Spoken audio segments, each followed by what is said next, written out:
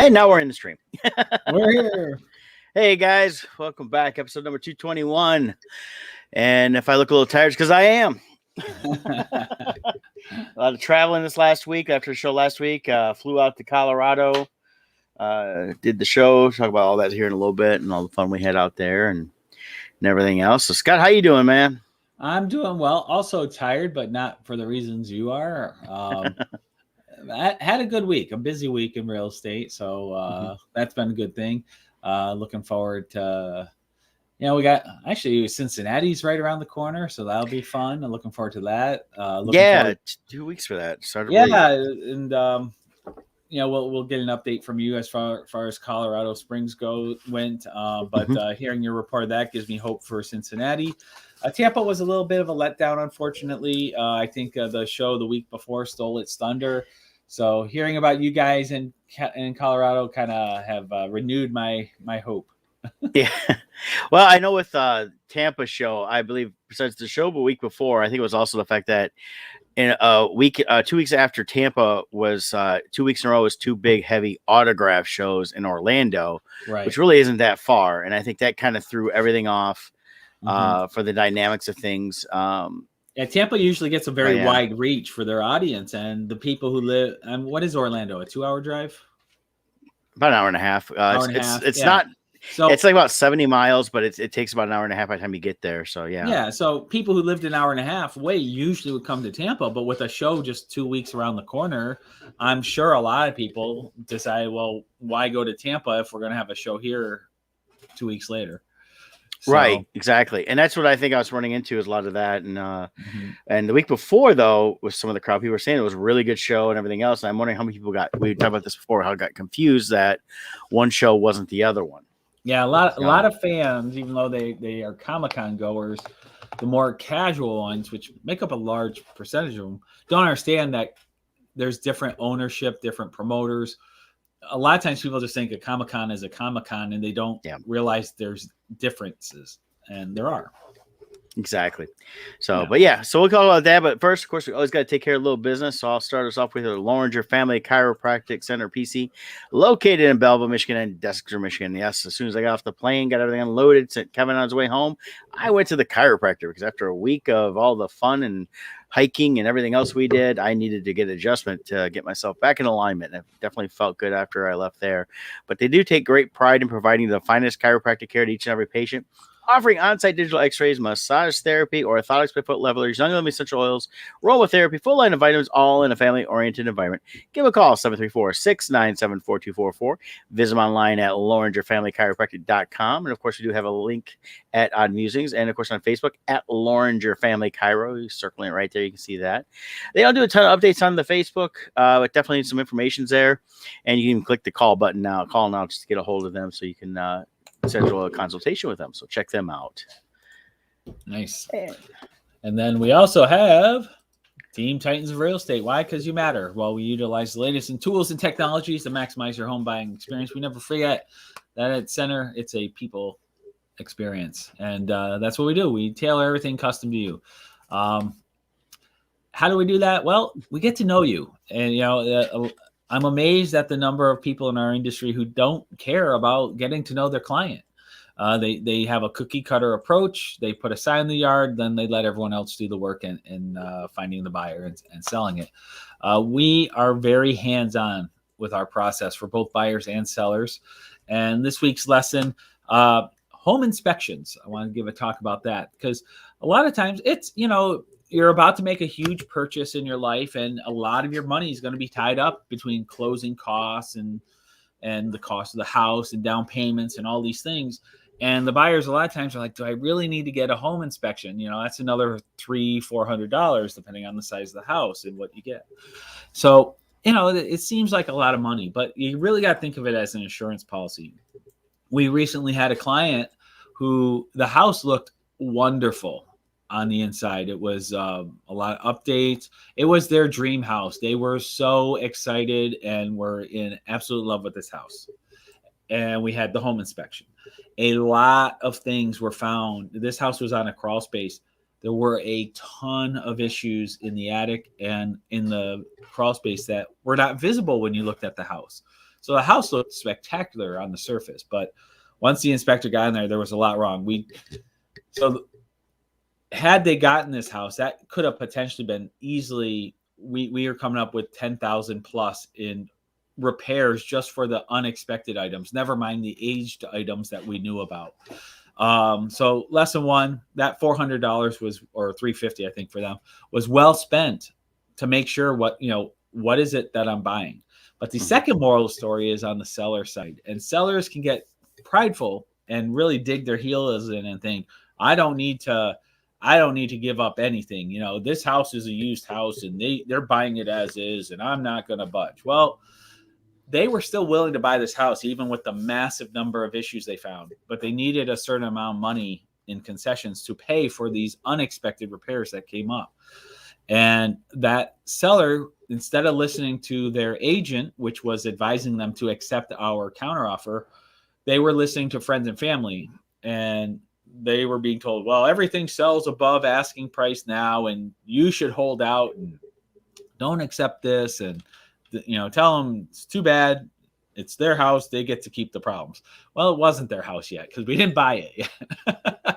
And they dug their heels in, and they ended up pulling out of the offer because they weren't going to take on all those problems on their own. Right down the street, a new house popped up. Everything on it in every aspect was better. They had the same asking price, so they jumped on that, and we're actually doing the inspection later on today, so that should go well. But awesome. But had this, now this other seller, their house isn't even on the market. They fully took it off. They don't know what they're going to do, and they potentially have a huge amount of repairs, and those repairs were only what the inspector saw. There's standing water and all this stuff that was down there. Once that gets all drained out, you might find other things. There could be support beams that are rotted out and, all kinds of stuff. So, sometimes, if you dig your heels in too much and get a little too greedy, it might cost you in the long run. So anyways, give us a call. We're Team Titans. That's our website, teamtitansofrealestate.com, or give us a call. 586-549-6096 is my number. Or Jill Webler is 586-277-2145. Excellent. Yeah, real estate's kind of weird everywhere. We talked a little bit out west, and they got the same things going on here. Higher prices for things that should not be that high. So all that's interesting that. But yeah, while we were out there though, we had we did the Comic-Con. I'll talk about that in a minute here, but we had a chance to actually explore Colorado a little bit this trip here. I was going to share a couple of pictures here. I had uploaded to Facebook. But we went to the Garden of the Gods, and this is a great national park, not far from right where we were staying at in Colorado Springs. Like it was a 10-minute drive to there. This place reminded me a lot of Red Rock out in Vegas there. Nice. So the red stuff like that, and you see how the rocks are, and just some cool little formations all over the place. We didn't see much wildlife because it was 90 degrees out, so they weren't out and about. But just a gorgeous area. Different just formations everywhere as you're driving through it. We got out and walked a little bit, checked some of the stuff out. This is some of the main rocks you can see from the visitor center as you get closer to them. And yeah, it's amazing. I love getting out to these places and experiencing nature, especially with us, in Michigan here. We're kind of like very, I don't want to say mediocre, but we have a good range of everything, but we're not extremes. We don't have extreme mountains. We have hills. We have small mountains in Michigan. We have small valleys. We have lakes. We get tornadoes, but we're nothing like the tornado belt. We get, rains, but we're not like the South. We get snow, but not like New York where they get 12 feet. So we tend to be very in the middle on a lot of things. We get 4 true seasons and all these things, which are nice. But when you go out to these areas and see the extremes, it's so awe-inspiring to see. Yeah, the height of everything and everything else. It's funny though. One side's red, one side's kind of like a white color of the same mountains. I mean, of their same or formations. To say these are rock formations. Yeah, and this was a plaque there. A guy don't own the parks that donated it to the city and became a national park. But the stipulation was they could only they had to leave it free for everybody to come and visit. Now they have a visitor center. You can buy stuff that kind of helps fund everything. And there's even a trading post in the middle of the park, which is kind of neat. Very touristy, very tourist stuff they offer, but they had food and everything else if you wanted to eat. So it's kind of a nice little place on that. But we walked down through the first place you can park and check it out. We walked probably a good mile, and we didn't even really scratch how much trail space there was. There was tons of people coming out doing trails, hiking, climbing, everything. I saw you actually lifted one of the giant boulders. Yeah, that was the. That's actually the Hanging Rock, which is a very famous one. So let me scroll up. I think I got a little bit of that on here. You see a bunch of ones here. So here's the Hanging Rock right here. So yeah, is that crazy? Yeah, like, just how is that balanced like that? Down in the bottom, you can see it. It looks like mud. I think they've shored it up and all that over the years, but it was still pretty cool on all that. So my luck, when I lean on it, is when it would have been finally over with. There it is. Yeah, there's Brett lifting it, bulking out. Yeah, and then I was down inside just a little crevice of one of the rocks, which was pretty cool. This does remind me a lot of like in Vegas when Jill and I went hiking, and how some of the rock formations were too. It's just so beautiful. Yep. And then, of course, you always got to start off the day with a good breakfast. So that way I went to a new place called the Urban Egg, and it's one of the best breakfasts I've ever had. It was, I'm going to say it's on par, if not slightly better in some ways than the Rise and Shine out in Vegas. And as good as that is, that gives you an idea how good it is for Scott. Because if you haven't had either one, then you don't know. But even driving into Colorado Springs last week, we saw like Castle Rock, which is really cool. That's all these right here. I took a ton of pictures because I just love seeing these areas for the first time.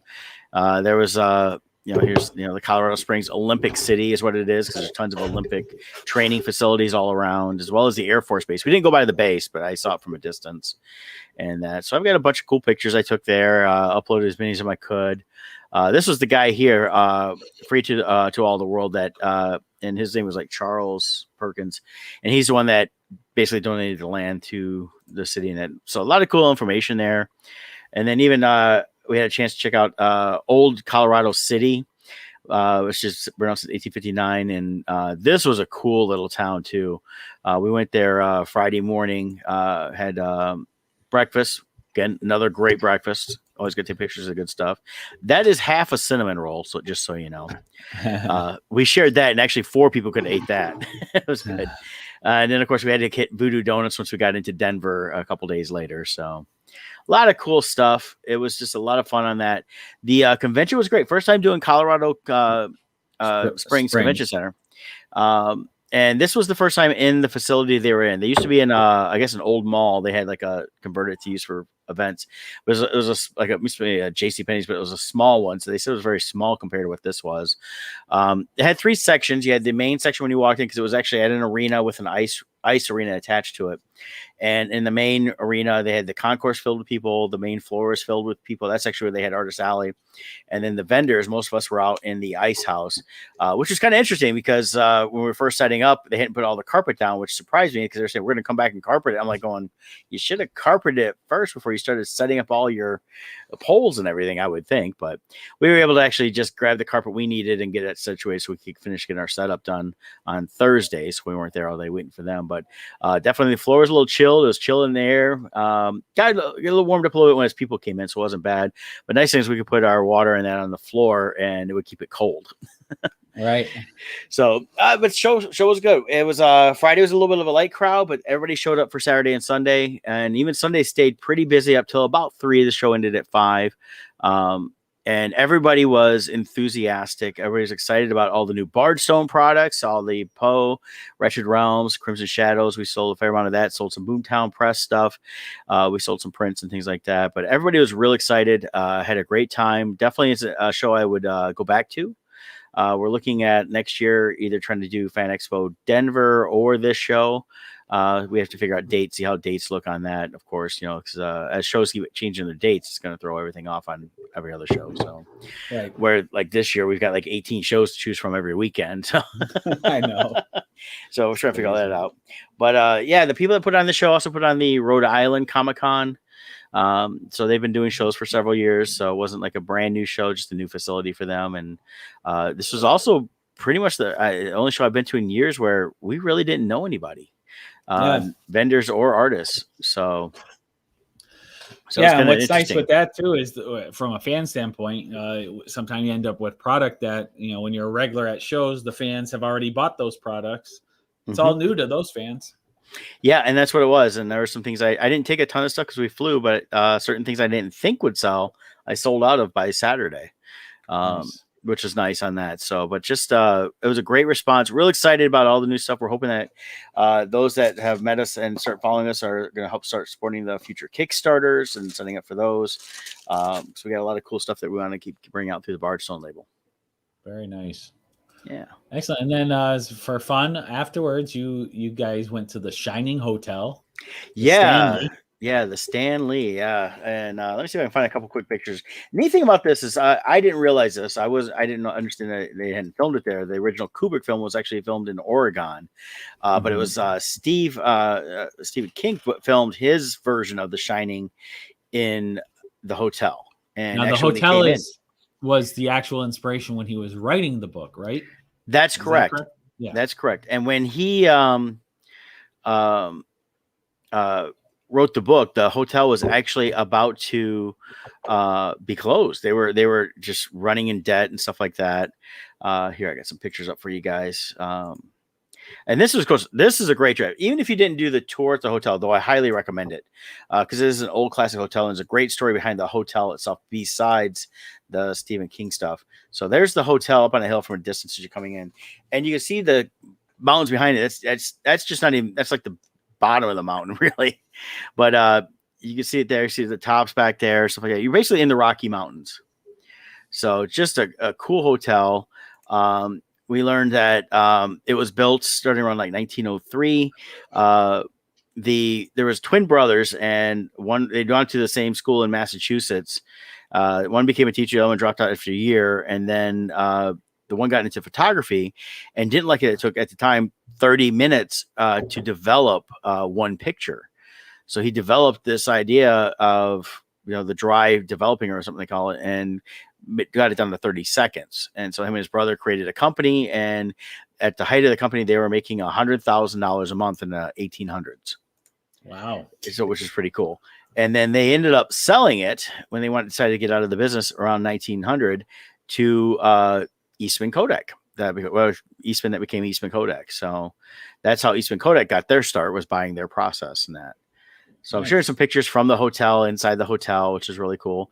Dollhouse was used in the miniseries done by Stephen King. If you ever watched that. So it was featured here. 1997 is when it aired. And they filmed on location there. Again, a cool old hotel. They have stuff up of the Kubrick Shining, but they acknowledged the fact that it wasn't filmed there at all. Everything was filmed elsewhere. This is called the Lodge, and the Lodge is a 1/3 size replica of the main hotel. And the reason the Lodge was built, it was back in the early 1900s. It was not men and women that weren't married couldn't sleep under the same roof. That was just the culture of the time. So the men, and the reason that actually the hotel was built was when they built the hotel because the main guy, I'm forgetting his name, but she kept referring to him as F.O. and then F.E. were the twin brothers. But F.O. built this place, so they had a place for all their friends to come out that were wealthy. And the reason that he was out there was he had tuberculosis, moved to Denver. Denver wasn't any good for him because of the fact they were doing all the mining. So all the gold and coal and everything, the air was bad. So a doctor sent him up to Estes Park here, where this is based, to kind of live out his days, because they basically give him weeks at this point. Well, the upper atmosphere, the cleaner air and stuff like that, actually within a year cured his tuberculosis. So he stayed there for the next 40 years where he lived out his life. But they built a hotel so all their friends could come see him. So you could imagine that they have the main hotel, married couples are staying there, the women are staying there that are not married, but all the unmarried men like Rockefellers and all those kind of guys are sleeping outside in tents. So they kind of told us that, and they built 11 buildings initially. So this one was built the year after the 11 were built, because all the rich guys are like, hey, we love this place, it's really cool, but if you don't build us a roof, we're not coming back. Right. And they've had this is the hall here too. They built a 1/3 replica of the Boston Music Hall for his wife. And they've had top performers there, like Pink was there just several years ago, Barbara Streisand, Johnny Cash performed there. And back in the early 1900s, Harry Houdini performed there twice. Oh, But Houdini was there a lot because he was actually friends with the owners of the place, and he was there all the time. So, I mean, again, I recommend this story. This is our tour guide, Alicia. She was good. She was hilarious.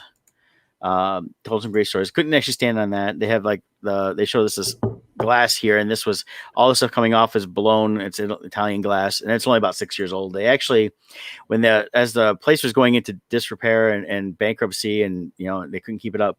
This is the last Tiffany installed lamp. The rest of them were all ripped out and sold by previous owners. There's some of the posters from different artists that had performed there. Just really cool. And there's Kevin, our Kevin. Right in front of that. So they actually put in a few years ago a hedge maze. So they don't really refer to it as the Shining thing, but I think it's the Shining. You got to have a hedge maze if you're going to bank on the Shining. Yeah, I did some really cool panoramic shots of the hotel and stuff like that. Just a gorgeous place. And I highly recommend going up there just to see that. And of course, they have their own Stanley steamer. They used to have 12 of them, they said, but they sold them off over the years just to keep the place afloat. And this is all before the Stephen King book. But this here is is the bar, and this is they had a bigger bar, like a horseshoe one, and that's the one that actually Stephen King, when he was staying there, because he only stayed there one night, and the night he stayed there is because they had ran into a snowstorm, and it was the last night the hotel was open for the season because it was only a seasonal hotel back then. And the story goes, he put $20 on the bar and asked the bartender what that gets him. The guy said, well, your money's no good here. Well, it turns out the guy wasn't the bartender. He was the groundskeeper. And of course, they didn't want him to spend any money because they'd have to open up their books and redo their taxes for the year. And they didn't want to mess with that. So, but that was also the guy he talked to him, spent the night swapping stories. And that's the guy's name became two characters in the book, the bartender and the groundskeeper. So that was pretty cool. And then in here, this room, as next to it was originally the, I'll get to it here, billiard room. So this is where they used to have pool tables. So I didn't get too many good shots of that, but that's the staircase too. By the way, the staircase was used in Dumb and Dumber. They used the hotel in Dumb and Dumber for one of the hotels in Aspen. So the bar, original bar, and everything else was in the movie too. So we sat at the bar and had a drink, but just really cool. Oh, hey, there's my cousin Marcus. Hey, Marcus, how you doing? But I saw him last night because our cousin Jerry got back from Germany after being there for a year and a half for work. Oh, wow. So that's pretty cool. But yeah, I it was just fun. I recommend going to Estes Park. The drive there is well worth it. It was like an hour and a half from Denver. Gorgeous drive. Had a Triple D restaurant on the way up, which is really cool, called The Post. And then we get to the hotel and find out they actually have a version of The Post there. So I was like, cool, we could have ate there too. So definitely a lot of fun. And then we got home yesterday. So nice. Very good. Sounds like an adventure. It was definitely an adventure. Good. A lot of fun. Well, hopefully next year we can do it again. I hope so.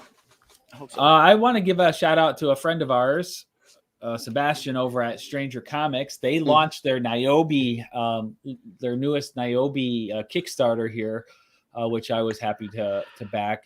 Quality stuff. Their goal was $12,500. They funded in 7 minutes. Mm-hmm. I was looking to be one of the first ones, and a phone call came in. I took it.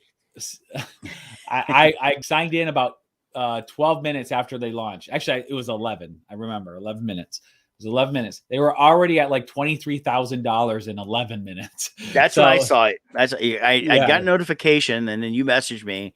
So I clicked on it real quick, and I was like, oh my gosh, they're already like gangbusters. Yeah. Oh yeah. So right now they're up to 87,000. They have a special goal of 100,000 where they'll unlock something, but quality products I highly recommend. I just want to put the link here just because they're some of the good guys in the comic industry. So so check out Stranger Comics Kickstarter. I'll put the link. All right. So the link is now in the comment section here. So feel free to check them out. We've all backed various items of theirs, and it's always high quality product. So check them out. This one is Niobe Endura, the Wrath of the Ancient. So I was able to get in on their early bird special. Their artwork is always phenomenal. So yeah, here we go. Look at stretch goals. They've already, after a couple days, they've already unlocked all of these stretch goals up through 80,000. But the 100,000, they're going to do 12 trading cards. Now, just saying, with Crimson Shadows, we had a set of 40. So just saying.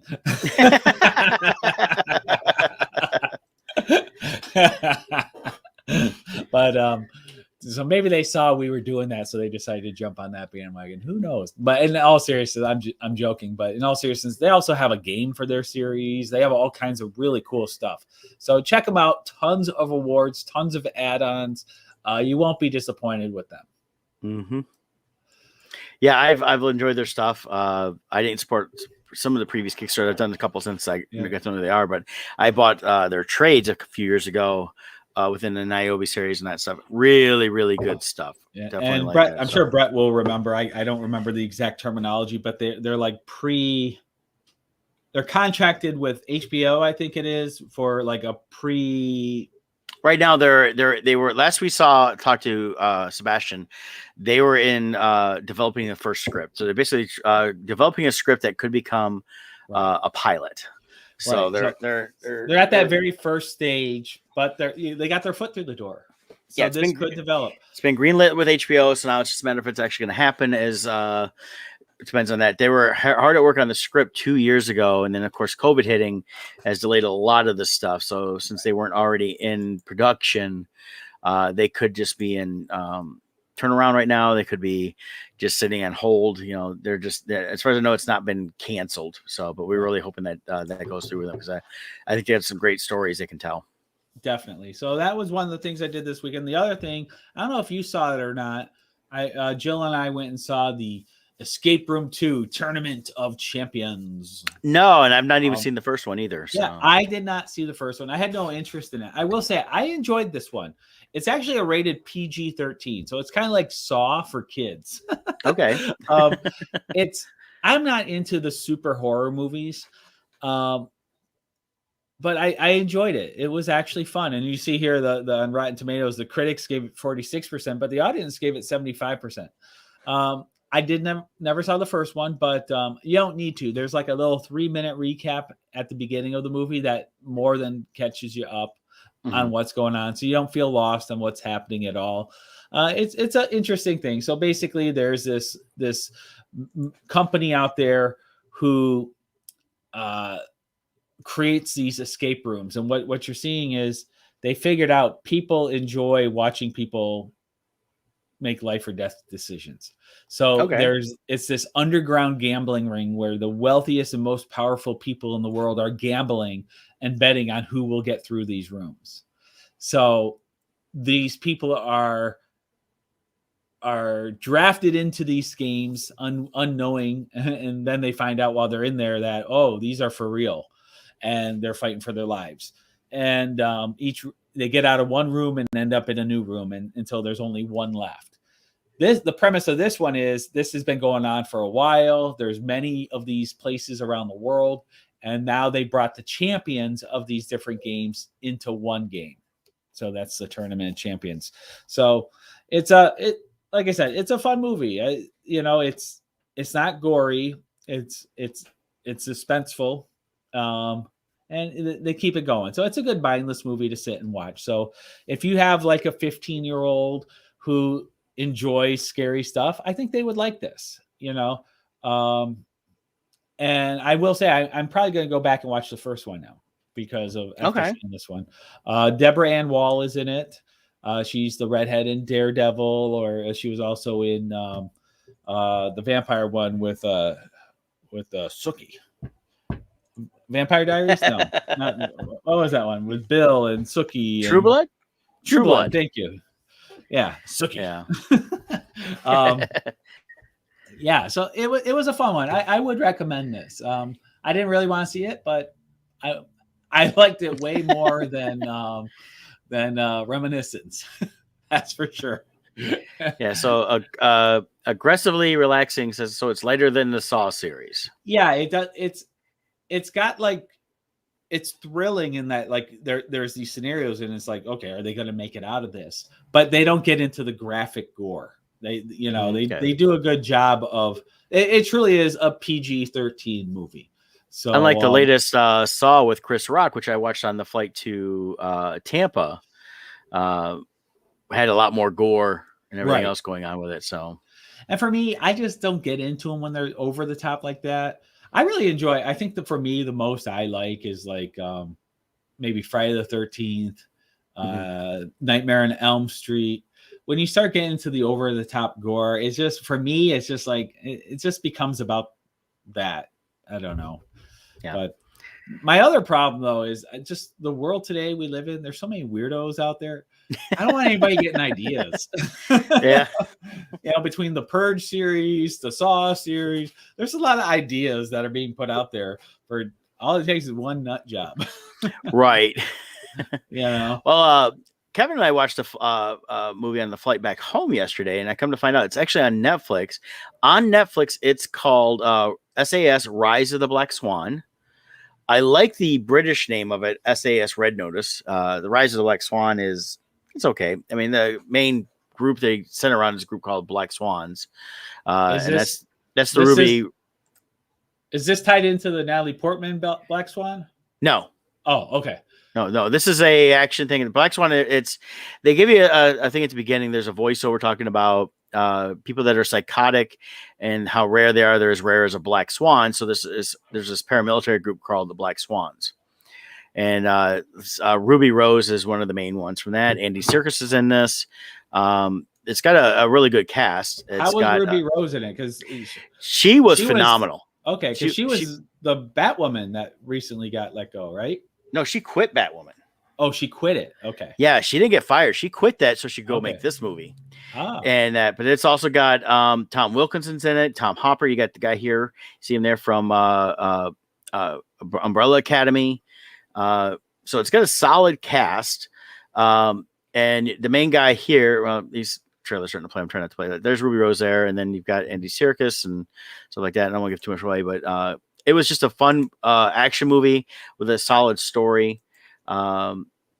On the airplane, it was called SAS Red Notice, so that was kind of interesting. They did that. So, but I highly recommend it, especially watching on Netflix, because you don't have to pay to go see it if you already have Netflix. Yeah. I only saw the title, and I thought it was about the like a prequel to the Natalie Portman Black Swan movie.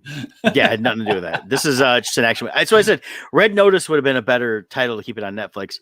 Don't know why they changed it for the American side, but it's funny. But it's one of the production companies besides Sky, which is the British company, and it's pretty much an all British cast. And it's set in London and over in parts of Europe and that. It was also produced by Redbox. So, because Redbox is getting into producing movies. So I assume for the American side here, before it hit Netflix, it must have been in the Redboxes here, stuff like that. So, but I highly recommend that. It was it's a little over 2 hours long. It could have been trimmed a little bit in time, but they do tell a solid story that goes along with it. And at the end, it kind of sets it up for which could be future sequels. Nice. With the main guy and that stuff. So we had let's see, Reminiscence was an incredible modern noir. You didn't like it. Technically, a lot of plot holes for it. All I'll say is I'm glad you liked it. I ranted about it enough last week. Yeah. But what I did like, Brett, did you have time to watch the gallery episode about the finale? I did actually watch it. I watched it last night. I'll tell you what, just seeing the way Jon Favreau and Filoni talk about the topic, it just the product is in such good hands for them. And just an example, the Bad Batch toys for the Black Series figures, I can't find them anywhere. Anything for all of the characters that have to do with the Filoni Favreau stuff, I don't find them anywhere. I'm still finding Last Jedi toys on the shelf, deeply discounted, and no one is still buying them. Yeah. That tells you a lot. But seeing even Favreau talking about R2 when he first saw R2, and I could, as a member of the 501st, I can tell you I've experienced this so much where Filoni talks about how he saw that moment, that inner child in Favreau came out when R2 came on. And like, I remember Miguel Cabrera, Detroit Tigers. when we were marching the field and he was doing something in the dugout, and as we're walking by, he had no idea we were coming by. He was like, he had headphones on and he was doing something, and he turned around and you just saw him turn into a little boy. You saw the face change as he looked, as all these stormtroopers were walking past him. And for a moment, he was 6 years old, and you could see it. And it's so cool when you see that in different people, or when we're at events, celebrities will run to us and ask us to take photos with them. And it's like, oh, can I get my photo with you? It's like, okay, sure. So it's really cool seeing them talk about that and recognizing what a character like Luke Skywalker means to all the fans. Something that if only Filoni and Favreau worked on the sequel movies and had that same reverence for Luke and how they treated the character for that series, because it was so bad. And it was so good too, seeing Mark Hamill talk about the reaction videos he saw, because Mark and Carrie both had a deep reverence for their character and wanted to protect them. The difference was Mark was more professional than Carrie. Carrie was fine with saying F you and walking away if she didn't like it. So they had to be very careful with how they treated Leia. Mark, on the other hand, being the professional he is like, listen, it's not my character. I don't own it. I've told you my disagreements. I've told you no one's going to like this, but at the end of the day, I'm an actor. I will do what you tell me. So I think for him, this was such a blessing to be able to bring back Luke in a way that the fans loved. Yeah. And I think he loved. Yeah, just to hear the talk about that, it's funny because if I were talking about they went to Mark's house, Mark went into his room, his office, closed the door to read the scripts, and they were sitting out there with Mark's wife, and just kind of like, okay, just waiting to find out, what's going to happen. And they had taken Grogu with them so he could meet Grogu and everything else. So that was kind of interesting and all that too. So I highly recommend watching this thing, because it's if you love The Mandalorian, it's just another aspect into this. And they talk about how they were filming it with Mark Hamill at the time that Robert Rodriguez was filming his episode. So they were at a different set location, and they had a minimal crew just to keep everything quiet. And they talk about how, things get leaked. Things were getting leaked even from Mandalorian. Even the level of, this is where Filoni so knows us, the fans, because he's one.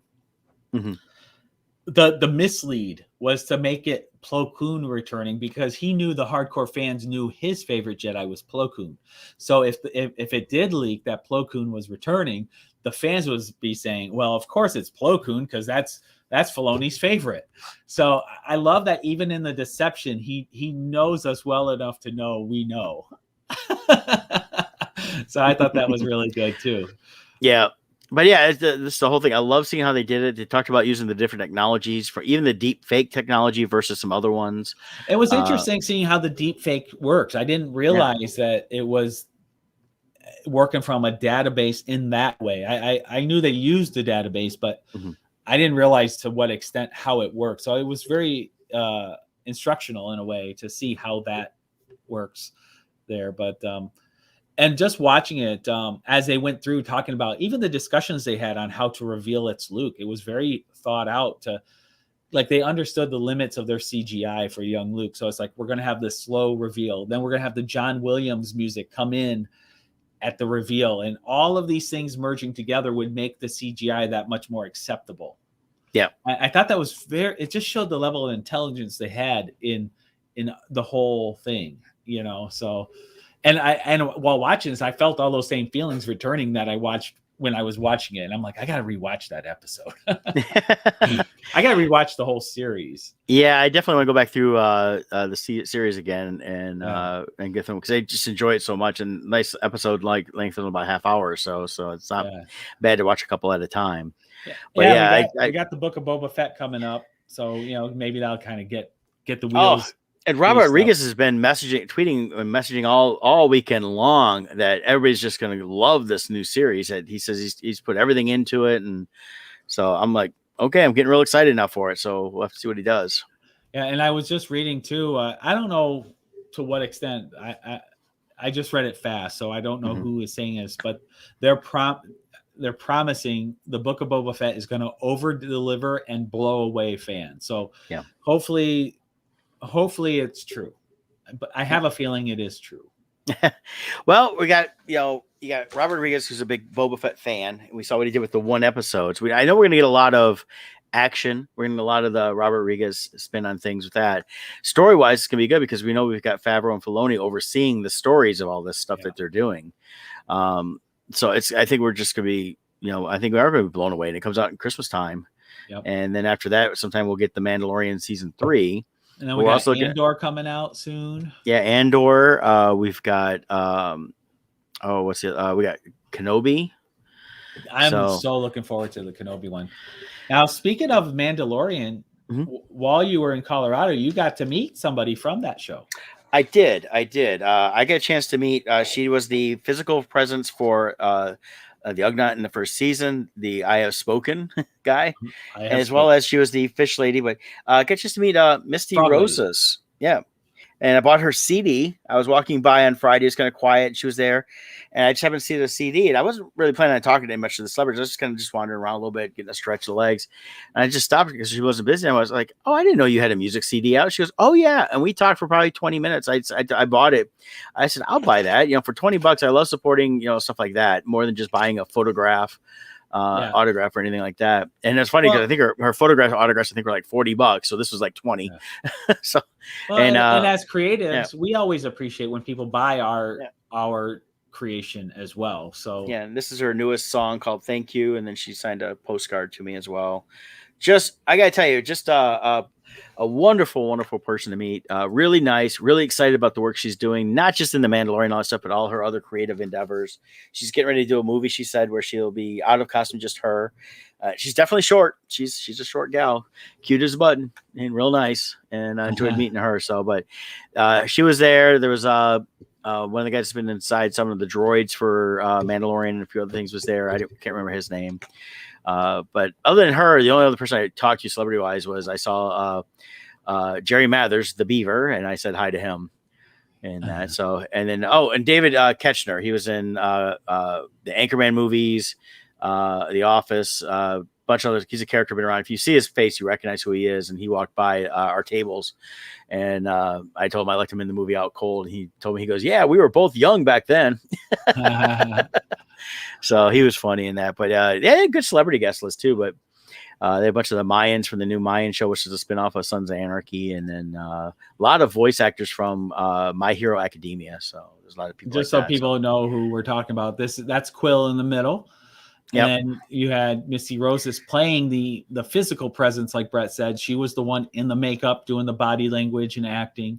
And then you had Nick Nolte providing the voice. So and they did a phenomenal job, because I was wondering how they did it, because I feel like those are Nick Nolte's eyes in Quill. I feel like they really sculpted it around Nick Nolte's features. I felt that too. I think they did, because a lot of that had to have been more animatronic for the face. Right. And so she's doing a lot of pantomiming and stuff like that. So it really shows how good of an actor she is, because she's able to do a lot of pantomime and then carry out the presence that we all kind of thought it was more, maybe it was Nick Nolte and they just CGI'd him or something. That's what I almost felt like, which was interesting. And then as the Frog Lady, let's see if it comes up. And then here, that's the Frog Lady that we know from the show. I was hoping to find something with her, maybe like the mask off, so you see her face while in costume, but I'm not seeing anything like that. Yeah, really didn't see too many of those. You don't see too many of those pictures out there. They're pretty good about that. But she was, again, really, really good. Anything about that episode of The Frog Lady, there's a local brewery there, Storybrooke Brewery, and they had canned blood orange beer that was inspired by that episode. So it had, on the picture, it had what looked like, Grogu's hand coming up, but then it's got all the little bulbs, which look like blood oranges. And it was actually a really good beer. It tasted like an Orange Crush. Nice. So we had that, because we had my buddy I went to college with came out, Jeff Veith. He came out and hung out with us on Saturday. Got to hang. He usually comes out and visits us at all the shows. You might remember from a couple of years ago when you were there with us at Denver. Him and his son Jalen came out in Denver Comic-Con and hung out during the day with us. But Jalen had to work, but Jeff came out and hung out all day with us and grabbed some dinner that night with us. Great restaurant there called the View House, which is kind of like a yard house on steroids. Oh, okay. So that was good. But great show. And I got to meet her. It was awesome. And interestingly, like I said, being at that show with not seeing any other real artists or vendors that we know. Now we talked to a guy that deals in cards, and he mentioned Ed Webb. And I was like, oh yeah, I know Ed from Michigan, and he went to Arizona. So I mean so we had ties of people that knew other people, but we really didn't see anybody set up that we knew from any of the previous like Denver shows or anything else. We didn't have some of our cast of characters we see, like a Terry Huddleston or an Eric, all those guys that we normally have around. So right. So it's kind of neat on that, but yeah, it was good on that. So nice. So what else you got? As a reminder, today is Wednesday, which means the new What If is out. So episode 4 comes out today. We're not going to really talk much about it. Looks like Doctor Strange takes a dark turn in Marvel. So an alternate universe Sorcerer Supreme meddles with time in the Marvel Cinematic Universe anime show. It sounds like that's actually the trailer for Spider-Man. Yeah.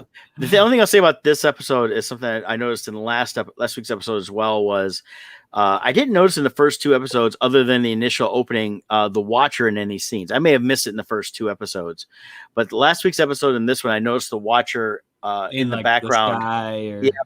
A little more than the first 2. If it was there, I have to go and watch the first 2 again just to see if I missed it. But yeah, I watched today's episode, so definitely watch that. We'll talk a little bit about it next week. Yeah, so I've been enjoying them. I like the animation style. I've been liking what they're doing. My only complaint, and it's not a big one, it's a small one. I always felt like the What If comic series did a better job of what the true what if question is, and tackled things based upon more of in line with what happened within the canon of that time frame. I feel like they're taking more liberties on this show to force things into being a certain way. Like last week's episode, I felt that was more about, well, what if, Michael Douglas's daughter Janet died on a mission? It wasn't what if the Avengers didn't form. It was what if, what if he got extremely angry and took revenge and became a bad guy? Kind of like this. What if Doctor Strange took a dark turn? I think that would be more in line. And I didn't agree with some of the ways scenarios, the way they played out. So I just feel like they're taking a little more liberties on this than what the comic did, but who knows? Yeah, there's things I like about them all. There's things I don't like about all the episodes so far, and I recommend people watch because I think there's going to be a lot of things mixed in there that we may see come to fruition through the next series as well as movies and stuff like that. Yeah, and that which speaking of comics, these are like trial balloons to see like what alternate versions are the fans liking. Yeah. One other thing I forgot to mention on my trip, though, real quick, and I won't get too much into that, but I went to Mile High Comics with Kevin. Oh, we that's get to go to their giant warehouse of stuff. So that's just from one little corner shot. I mean, it is literally a giant warehouse. So for those of you out there who don't know, Mile High Comics is like one of the biggest, if not the biggest, comic book store around. They are a part of like the mega ones out there. Like they had a presence at San Diego Comic-Con forever, and well, Chuck Rosansky, who started Mile High Comics, he was one of the first original vendors at San Diego, right? So he was there from the get-go, and he's been collecting comics for a long time. But it was also the fact that he really kind of, in some ways, was one of the first originals to really be a true dealer. There's dealers before him, but he really took it to another level. Right. And that's the whole thing. It is, so he kind of changed a lot of that. All right. So if you love amusement parks, going to Disney World, that feeling, that's what going to Mile High Comics is. If you love comics, it's the Disney World of comic book stores. It's like, wow, I got to go see that building, and it was huge. Yeah.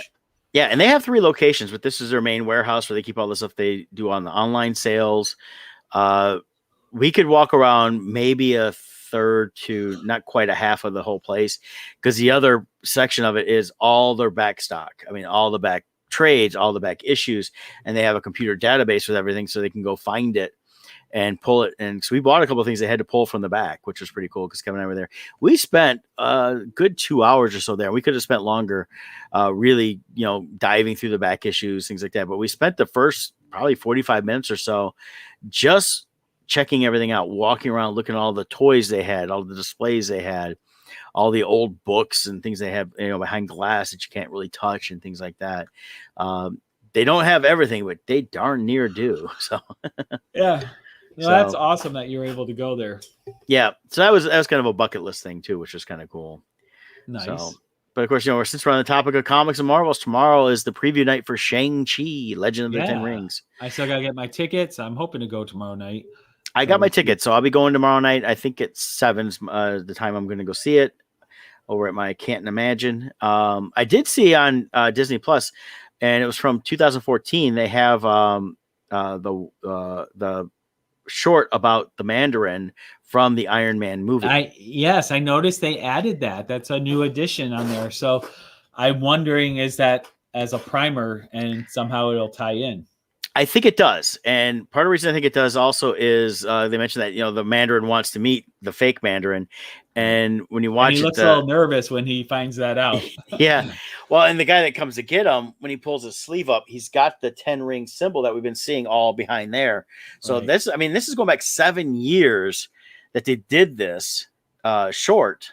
Mm-hmm. And it's tying into a movie that's coming out now that I think we're supposed to get a year ago. But still, think about this. 6-7 years ago, they were still planning on going in this direction with the Mandarin and bringing that character back out in full force. So. Yeah, Scott's looking tired. I keep yawning. I am tired, but you should be more tired. So you just control your yawns better. Yeah, actually, I'm good with that. So yawning is not just a sign of tiredness. Yeah, it's also your body's air conditioning for your brain. So my brain just might be really large and thinking a lot, and it just needs to cool down. It is hot in this office. We got a corner office. It's surrounded by windows, so it's like. The office, the second you step out our door, it's like an immediate 10 to 15 degree drop just leaving our door. It's just we're a corner office with windows. So, well, we're getting cooler weather now. We're hitting September here, and I know it's going to be like 70s, low 80s over this next couple of weeks as it starts to drop. It was nice to come back and not be 90 and 100% humidity with the sun out. So that was a nice little change from when I left a week ago. So that was good. Yep. And so here's just pass this up really quick here. So, where is it here? I'm going to share this real quick. Come on, get in there. There it is. So regarding the Marvel movies there, just to recap. So we have Shang-Chi coming out here. Yep.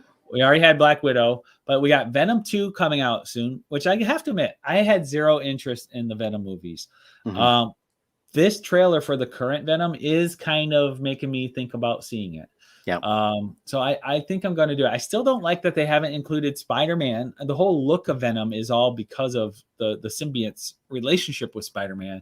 So I don't like that they've left Spider-Man out, but hopefully they will cross over into have Spider-Man somehow appear in this at some point. Maybe in the third movie, but I am liking the trailers, so I may go back and watch the first Venom and go see this. We got Shang-Chi coming out, coming up this weekend, and then Seafull. They only have part of it. There we go. Then we got Eternals. Yep. Coming out in November, which I'm looking forward to it because it's Marvel. So far, the trailer hasn't been wowing me, but I think that's been the pattern a lot of times. Marvel's initial trailer is just a little teaser saying it's coming. And then usually their first full trailer, like big one, is where it's like, oh, okay. So I'm giving that time, but I think I'll like it. And then we got the Tom Holland Spider-Man movie. Then next year, Thor, that's looking good. These are also including DC, but I'm not counting DC. Yeah. Doctor Strange, Black Panther 2. I saw a story recently that what's her name got hurt on the set. Yeah. She had to be rushed to the hospital. Mary Jane, yep. Mary Jane? Mary Jane? No, we're talking about Spider-Man, right? No. I'm talking about Black Panther 2. Black Panther 2. That was it's the sister, yes. The sister, yeah. She got hurt. So I never heard a follow-up. And then we got the Marvels movie. So yeah, quite a bit coming up here to look forward to. Yeah, I'm looking forward to the Eternals because it's Marvel.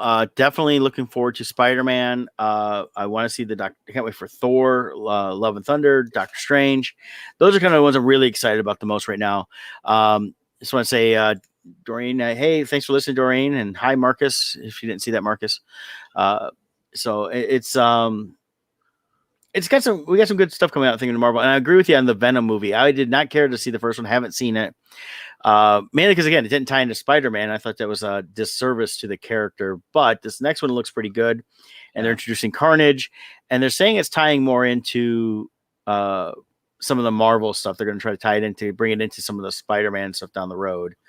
You know, considering the fact that it sounds like we're really getting with this new Spider-Man movie, the Sinister Six movie they had tried to set up with the Amazing Spider-Man films. And who knows? Maybe with supposedly we're going to get Tobey Maguire back, maybe Andrew Garfield and Tom Holland. Yeah. But who's to say we're not going to get other Spider-Man? So they could introduce the Spider-Man from the Venomverse in this new multiverse of madness. They could introduce the new Spider-Man that way, and then have him go back to his world, and we find out that that's the Venom universe. Right. So we couldn't even get new Spider-Mans introduced coming up that we don't know of yet. Just in the cartoon, we were introduced to that noir Spider-Man, even Spider-Ham they brought. Yep. Which was and of course, a lot of people were wanting to see Miles Morales Spider-Man come onto the live action side. So yeah, Miles is a big one, and then and maybe they'll put Miles into the Venomverse. Maybe that's it. Then Spider-Gwen. A lot of people want Spider-Gwen. So we're all focused on the Tobey Maguires and Andrew Garfield, but we might get those other characters as well. So I'm looking forward to that. And we know we got another animated Into the Spider-Verse movie coming out because they've already greenlit that a while ago. So they're working on that now. And they may be tying some of that stuff in even as animated into the MCU because Sony at first sounded like they wanted to break off from the MCU, but it sounds like they're really embracing it now because I think they realize that the crossover effect is going to be a larger numbers than without it. Making 50% of a lot is better than making 100% of a little. Yep. That's what they're learning. Yeah. But, and then supposedly too, in the rumor mill, Charlie Cox is coming back as Matt Murdock from the Netflix Daredevil series to be Peter Parker's lawyer in the Spider-Man movie. So we'll see if that rumor comes true or not. But hopefully it does, because I really liked his rendition of Daredevil. So I hope they bring that in. Yep, and Disney Plus is in production on She-Hulk, so they might be tying some of that in there too. Yep. So because she's a lawyer in the comics. Yep. So as long as Foggy is in there. Yes. Bring back Foggy. Exactly. Well, hey, join us next week. We'll be talking some more fun stuff. We'll call it a little bit of the what if, whatever cool stuff we come up with in the meantime, promoting some of the new things we got going on, maybe share some stuff on upcoming Kickstarters. Who knows? We'll figure something out between now and then. So until next time, guys, see you then.